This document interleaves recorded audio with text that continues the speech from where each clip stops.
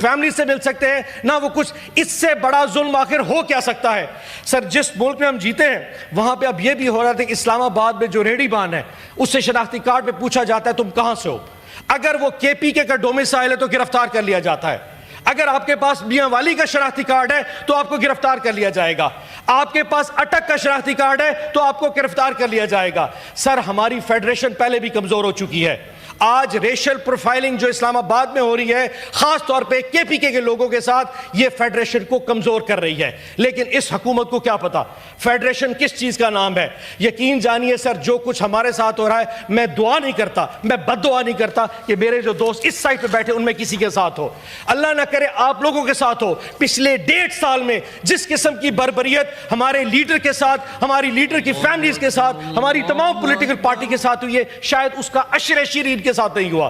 ہماری ریکویسٹ ہے، جیسے کل علی ظفر صاحب اور شبلی فراز صاحب نے بھی کہا، آپ ایک جوڈیشل کمیشن بنا دیجئے. تمام سینئر ترین ججز جو سپریم کورٹ پہ اسے جوڈیشل کمیشن بنائے. کسی کی بھی اموات ہے سر، جو بھی یہاں پہ شہید ہوا وہ پاکستانی تھا، اتنا ہی پاکستانی میرا تھا جتنا کسی بھی پولیٹیکل پارٹی کسی پاکستانی کا ہو سکتا ہے.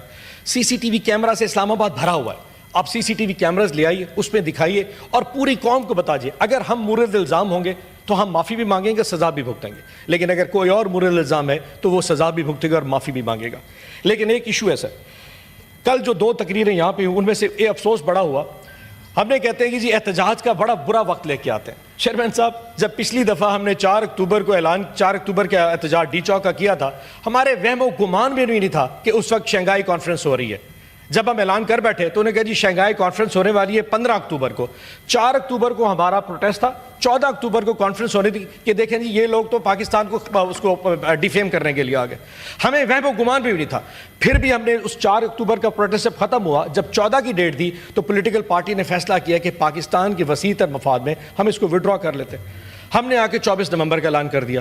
ہمیں کیا کسی کے وہم و گمان میں نہیں تھا کہ بیلاروس کا صدر، میں شرط لگا کے کہہ سکتا ہوں کہ گورنمنٹ کے بینچز کو پتہ نہیں کہ بیلاروس دنیا کے نقشے پہ کس جگہ پہ ہوگا. بیلاروس کے صدر کا نام کیا جو پاکستان سے ہو کے گیا ہے. منسٹروں کو یہ نہیں پتا کہ وہ کون سے ٹی او آر یا ایم او یوز یہاں پہ سائن کر کے گیا. یہ پاکستان سے کس کے فائدہ؟ اچانک وہ جی بیلاروس کا صدر آ رہا تھا، پاکستان کا بہت بڑا نقصان ہو. آپ وہ معاہدے دکھا دیں جس پہ پاکستان کا. مجھے لگتا ہی ہے کہ جب ہم ایک دفعہ اعلان کر دیتے ہیں کہ فلانے دن احتجاج ہے، یہ پھر کتابیں کھول کے آتے ہیں. اس سرائکی کی مثال ہے نا، کو ڈیندا کوئی نہیں تو کو گھندا کوئی نہیں، یعنی کہ ہمارے پاس آنا کوئی نہیں چاہتا اور وہاں ان کو کوئی بلاتا نہیں. یہ پھر صدر ڈھونڈ کے کس نے کوئی ریکویسٹ کیے، کوئی آنا تو نہیں چاہ رہا. جس دن خان صاحب کا اعلان آتا ہے جی فلانے، میں آج شرط لگاتا ہوں خان صاحب اعلان کر دیں 15 جنوری کو پروٹیسٹ کرنا ہے. انہوں نے موفا سے جا کے لسٹ نکالے نہیں، کسی نے ریکویسٹ نہیں کہ ہمارے ملک میں یہ 16 جنوری کو پاکستان بلا لیں گے. یہ ایتھوپیا والے کو، یوگینڈا والے کو، ایون کہ نارتھ کوریا کے صدر کو بلا لیں گے کہ خان صاحب کا پروٹیسٹ کل کو دکھائیں گے یہ پاکستان کو ڈیفیم کرتے ہیں. سو ہمیں احتجاج کی ڈیٹ بعد میں آتی، ان کو بعد میں پتہ چلتا ہے کون سا صدر آ رہا ہے. کل مذاکرات کا ہمارا مذاق اڑائے گا. چیئرمین صاحب یہ آپ کی وساست سے بتا دوں، مذاکرات اگر ہوں گے تو عزت کی بیس پہ ہوں گے، ڈگنیٹی کی بیس پہ ہوں گے. یہ جو لیٹنے والی جو بات بار بار کی ہے یہ بے عزت نہیں ہو سکتے. ہم نے 12-13 جو لاشیں آپ کو بتائی ہیں سر، یہ لاشیں ہیں ہماری لیکن وزن ان کے اوپر ہے.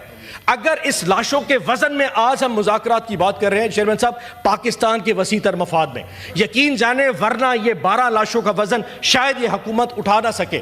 10 سال ہو گئے نون لیگ کی گورنمنٹ کو، ماڈل ٹاؤن کی 14 شہادتیں نہیں اٹھا سکے. اب یہ 13 شہادتوں کا وزن اور یہ جو 140 لوگوں کی لسٹ ہے اس کا وزن نہیں اٹھائیں گے.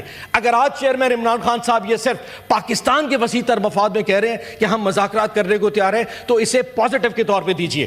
یہ ایک ون ون سچویشن ہے. پاکستان کی عوام کی بہتری کے لیے بات کر رہے ہیں، ہمیں کوئی کمزوری نہیں. اور کسی جگہ پہ یہ ہم نے نہیں کہا کہ آپ مذاکرات کریں اور خان صاحب کو چھوڑیں. ہمارا تو مینڈیٹ ہی ڈیفرنٹ ہے کہ آپ ہمارے مینڈیٹ پہ بات کریں، آپ ہمارے پولیٹیکل اسیران کے اوپر بات کریں، آپ ہمارے اوپر جو بربریت اس کی بات کریں. لیکن ہمارا مذاق اڑایا جاتا ہے. پہلے کہتے تھے مذاکرات نہیں کرتے، اب کہتے ہیں جی مذاکرات کرتے ہیں کیونکہ کمزور ہو چکے ہیں. چیئرمین صاحب یقین جانیے اس وقت آپ کے پاس تو طاقت ہوگی، ان کے پاس تو طاقت کا نشہ ہوگا. ہمارے پاس پاکستان کی عوام کی طاقت ہے، پاکستان کی عوام کی محبت عمران خان کے ساتھ ہے. اگر اس مذاکرات کے نتیجے میں بس کر دو کتنی نماز پڑھنی پتہ ہے، اگر اس مذاکرات کے نتیجے میں چیئرمین صاحب آخری بات سر، چیئرمین صاحب اس مذاکرات کے نتیجے میں اگر پاکستان کی بہتری ہے، اگر پاکستان کے لوگوں کی بہتری ہے تو تکلیف کس کو ہے؟ اگر نہیں سمجھتے ہم اس قابل نہیں ہیں، ہم پاکستان کی وہ سب سے پاپولر پولیٹیکل پارٹی نہیں ہے، دفع کریں، ہمیں چھوڑ دیں، ہم اپنی کمیٹی یہی پہ رکھ دیتے ہیں، آپ ہم سے کوئی بات نہ کریں۔ لیکن اگر آپ نے ہمارے مذاکرات کا مذاق اڑایا اور ہمیں کہا جی لیٹ گئے ہیں، تو یقین جانیں ہمیں کوئی شوق نہیں ہے۔ اس وقت ہم جس جگہ پہ ہائی پیڈسٹل گراؤنڈ پہ کھڑے ہیں وہ پاکستان کی عوام کی طاقت کے ساتھ کھڑے ہیں۔ آپ کے پاس وہ طاقت نہیں ہے۔ آپ پرنٹ میڈیا روک سکتے ہیں، آپ الیکٹرانک میڈیا روک سکتے ہیں، سوشل میڈیا پہ ایک پوسٹ لگا کے دیکھ لیں، آپ کو پتہ چل جائے گا کہ عوام کس کے ساتھ کھڑی ہے۔ اس موقع کو استعمال کیجئے، اس وقت کو استعمال کیجئے۔ چیئرمین صاحب، اس سینٹ میں اگر آپ اس چیز کو استعمال کیجئے کہ اگر حکومت وقت کے ساتھ ہم نے یہ آفر کر دی ہے تو مذاکرات چلنے چاہیے، لیکن اگر یہ سمجھتے ہماری کمزوری ہے تو مذاکرات کو ہماری کمزوری نہ سمجھا جائے۔ ہم کسی طور پہ اپنی ڈگنیٹی کے اوپر کمپرومائز نہیں کریں گے۔ اور آخر میں چیئرمین صاحب صرف ایک آخری چیز کہ یہ وقت تبدیل ہوتا ہے سر، ہم تھے کل وہاں پہ، آج یہاں پہ آ گئے، کل ہم ادھر ہوں گے، یہ دوست سارے ادھر آئیں گے، لیکن سر جو اداروں کا جو ایک جو سٹرینتھ ہے وہ یہ ہے کہ ادارے اپنی اس ڈگنیٹی پہ چلنا چاہیے جو ان کی اصل سٹرینتھ ہوتی ہے۔ آج ہم ایک دوسرے کو اتنا نہ گرا دیں کہ کل ایک دوسرے کو دیکھنے کے قابل نہ رہیں۔ جو کچھ اس وقت پاکستان تحریک انصاف کے ساتھ جو ظلم برپا ہے، یقین جانی اس کے اوپر کتابیں لکھی جا سکتی ہیں۔ میرے چیئرمین نے آج تک یہ نہیں کہا کہ مجھے فلانی فیسلٹی چاہیے یا فلانی فیسلٹی۔ 14 دن کسی ایک شخص کو اس سے ملنے نہیں آ جاتا، صبح سے لے کے شام تک اس کو کمرے میں بند کر دیا جاتا ہے جس میں ہارڈلی 4 فٹ کی جگہ ہوتی ہے۔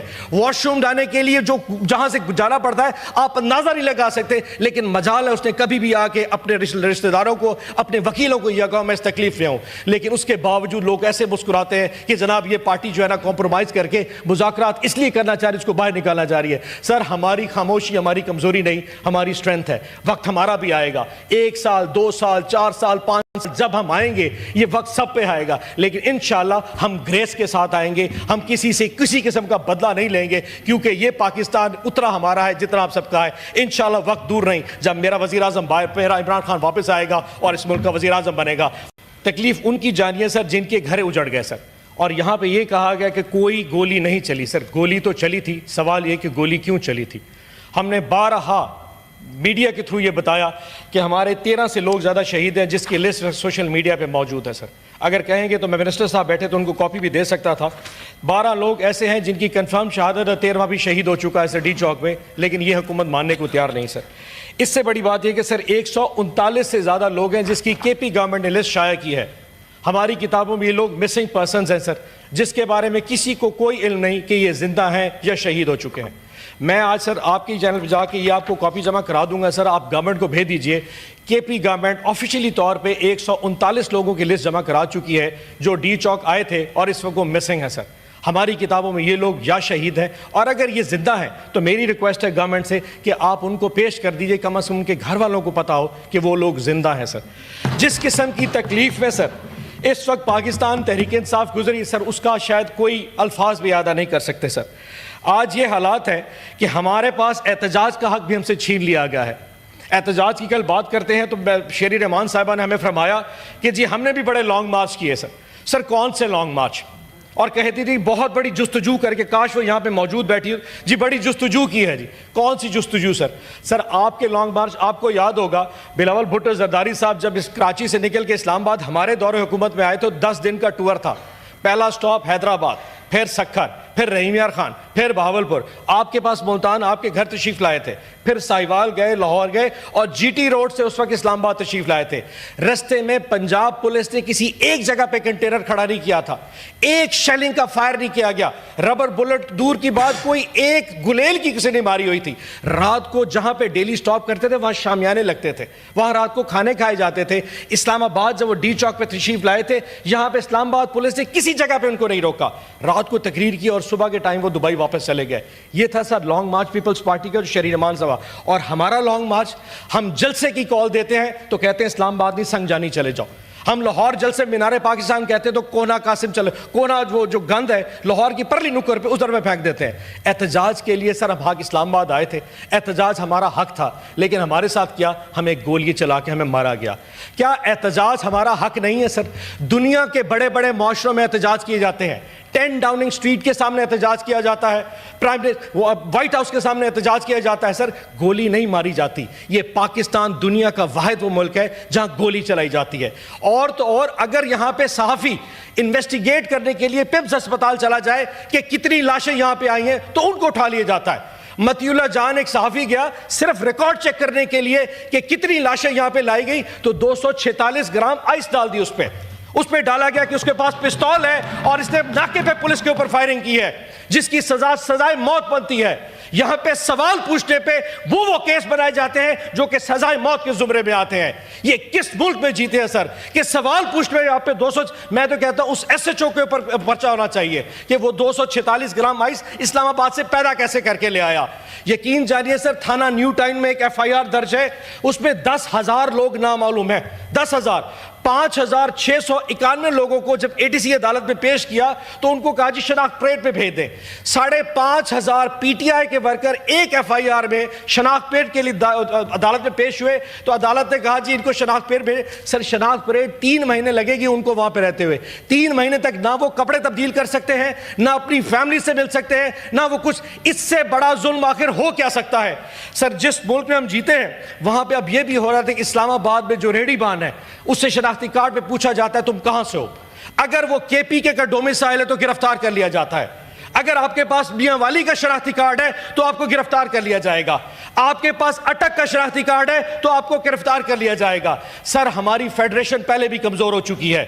آج ریشل پروفائلنگ جو اسلام آباد میں ہو رہی ہے خاص طور پہ KPK کے لوگوں کے ساتھ, یہ فیڈریشن کو کمزور کر رہی ہے. لیکن اس حکومت کو کیا پتا فیڈریشن کس چیز کا نام ہے. یقین جانیے سر جو کچھ ہمارے ساتھ ہو رہا ہے, میں دعا نہیں کرتا, میں بد دعا نہیں کرتا کہ میرے جو دوست اس سائٹ پہ بیٹھے ان میں کسی کے ساتھ ہو. اللہ نہ کرے آپ لوگوں کے ساتھ ہو.